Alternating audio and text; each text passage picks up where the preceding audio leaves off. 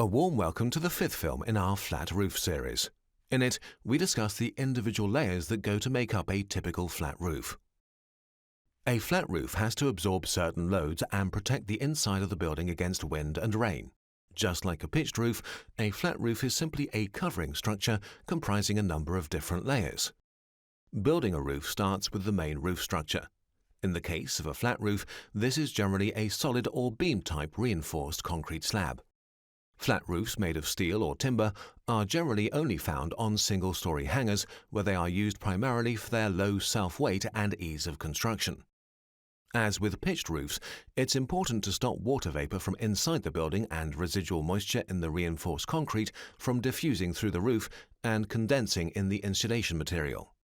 Condensation is prevented by laying a vapor barrier on the top of the reinforced concrete slab. This vapor barrier generally consists of bituminous sheeting, which is taped into place and doubles up as emergency waterproofing while construction is in progress. After the vapor barrier comes the thermal insulation in the form of handy insulation panels. They must have the necessary compressive strength to withstand weight of people walking on the roof. The tapered panels are laid in a specific geometrical pattern according to a bespoke installation plan. They are also fixed to the vapor barrier to ensure they cannot be lifted by the wind. The insulating layer is followed by waterproof membrane. This consists of one or more layers of bituminous or plastic foil. The strips are overlapped to ensure that they are completely watertight. As already mentioned, this waterproof membrane must run a certain distance up the upstand at the edge of the roof. It is fixed to the insulation panels and to the upstand mechanically.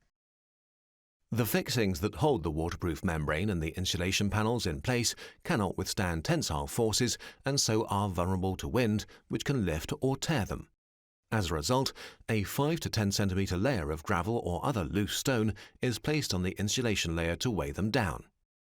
Alternatively, this weight can be provided by the layer of vegetation on a greened roof or the cladding on a roof terrace. Typical terrace cladding materials include concrete or natural stone slabs laid on paving support pads or in a bed of chippings. In residential construction, timber decking boards laid on spaces are also often used. Whatever the application, the water-bearing layer is always underneath the top walk-on layer. Here you can see the complete structure of the roof terrace outside the CEO's office at Stadtwerke Wolfsburg AG. Let us run through the layers again from bottom to top. Reinforced concrete slab, vapor barrier, insulation panels, waterproof membrane, natural stone slabs laid in a bed of chippings. Because the waterproof membrane is in direct contact with the insulation panels and is therefore in the heated part of the structure, this type of construction is known as a warm roof. The vast majority of flat roofs use this type of construction. Now, let us consider a typical construction problem.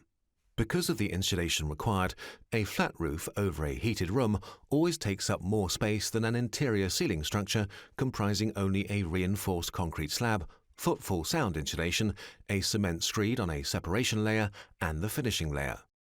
To keep the finished floor levels of the terrace and the interior at the same height, the flat roof reinforced concrete slab must be lowered so that the underside of the roof no longer sits at the same height as the underside of the interior floor.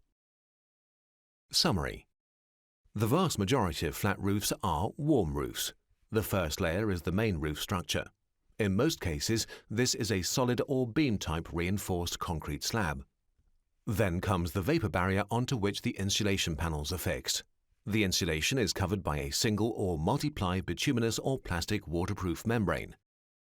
These two layers are then weighted down with a 5 to 10 centimeter layer of gravel or other loose stone.